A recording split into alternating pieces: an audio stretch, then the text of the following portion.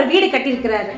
வீடு கட்டிட்டு கதவு ஜன்னல் செய்யறதுக்கு பலகைக்காக தம் வீட்டு முன்னாடி நின்ற வேப்ப மரத்தை வெட்டலான்னு முடிவு செஞ்சிருக்கிறாரு.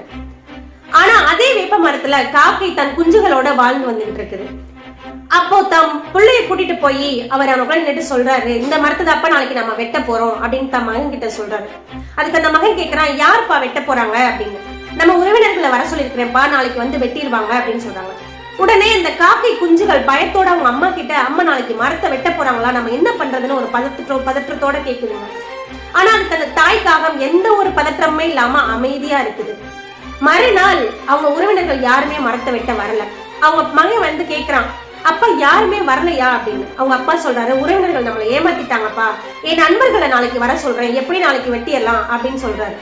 மறுபடியும் இந்த காக்கை குஞ்சுகள் பதற்றத்தோட அவங்க அம்மா பார்த்து, அம்மா நாளைக்கு வெட்டிட போறாங்களா, என்ன பண்ண போறோம் நம்ம அப்படின்னு கேக்குது. தாய்க்காகம் அப்பவுமே அமைதியா எந்த ஒரு பதற்றமுமே இல்லாம இருக்குது. மறுநாள் அவங்களோட நண்பர்களுமே யாருமே வரல.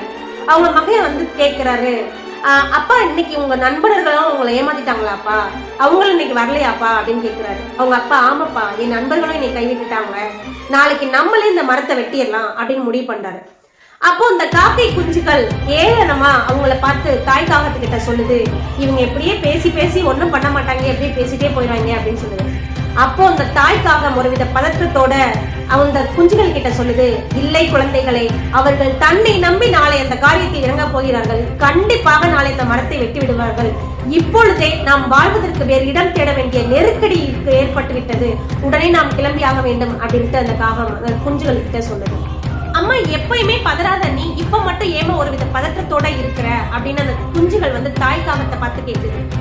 இல்லை குழந்தைகளே, இப்பொழுது தங்களை நம்பி ஒரு காரியத்தை இறங்க போகிறார்கள், எப்படியும் இந்த மரத்தை அவர்கள் வெட்டி விடுவார்கள் அப்படின்னு ஒரு நம்பிக்கையோட அந்த தாய் காகம் கூறிச்சு. தன்னைத்தானே நம்பி களத்துல இறங்குற யாரும் வெற்றி இலக்கா அடைஞ்சே தீருவாங்க. அதை இந்த உலகத்துல வேற யாராலையும் மாத்தவே முடியாது. இது எல்லாத்தையும் யோசிச்சு பார்த்து உன் உலகத்தை நீயே மாற்று. அப்புறம் உங்களுக்கும் இந்த மாதிரி ஒரு வித அனுபவம் உங்க வாழ்க்கையில் நடந்துருந்துச்சு உங்க உறவினர்கள் நண்பர்கள் மூலமா அப்படின்னா நம்ம கமெண்ட் பாக்ஸ்ல மறக்காம கமெண்ட் பண்ணிடுங்க.